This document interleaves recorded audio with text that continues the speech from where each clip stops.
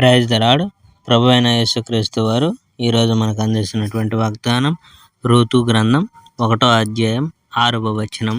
ఆహారం ఇచ్చుటకు యెహోవా తన జనులను దర్శించెనని వినెను. యూదాలో పూర్వం న్యాయమూర్తులు ఏలిన కాలంలో తినడానికి చాలినంత ఆహారం దొరకని కరువు రోజులు వచ్చాయి. ఎలీమెలెకు అనే ఒకతను యూదాలోని బెత్లెహేము వదిలిపెట్టి అతను, అతని భార్య, అతని 2 కుమారులు మోయాబు కొండ ప్రదేశంలో బతకడానికి వెళ్ళారు. అతని భార్య పేరు నయోమి.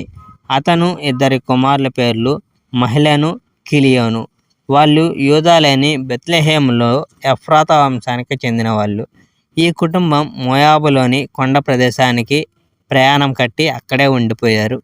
ఆ తరువాత నయోమి భర్త ఎలీమెలెకు చనిపోయాడు. అందుచేత నయోమి ఆమె 2 కుమారులు మాత్రమే మిగిలారు. మోయాబు దేశపు స్త్రీలను ఆమె కుమారులు పెళ్ళాడారు. ఒకని భార్య పేరు ఓర్పా, ఇంకొకని భార్య పేరు రూతు. మోయాబులో సుమారు 10 సంవత్సరముల వాళ్ళు నివసించారు. అంతలో మహ్లోను, కిలియోను కూడా చనిపోయారు. అందుచేత నయోమి ఇటు భర్త గాని అటు కుమారులు గాని లేక ఒంటరిదైపోయింది.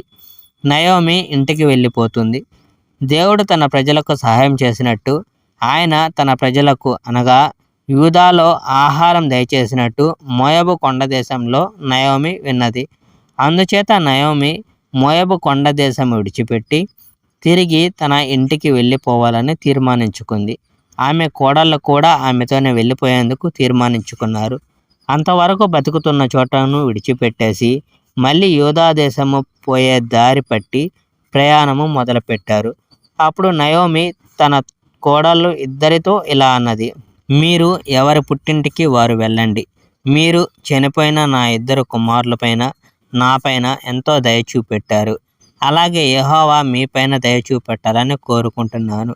మీరు ఇద్దరు మళ్ళీ పెళ్ళాడి మీ భర్తలతో సుఖంగా ఉండండి. ఆ దేవుడే మీకు సహాయం చేయాలనేది నా ప్రార్థన. నయోమి తన 2 కోడలను ముద్దు పెట్టుకుంది. దానితో అందరూ ఏడవడం మొదలుపెట్టారు.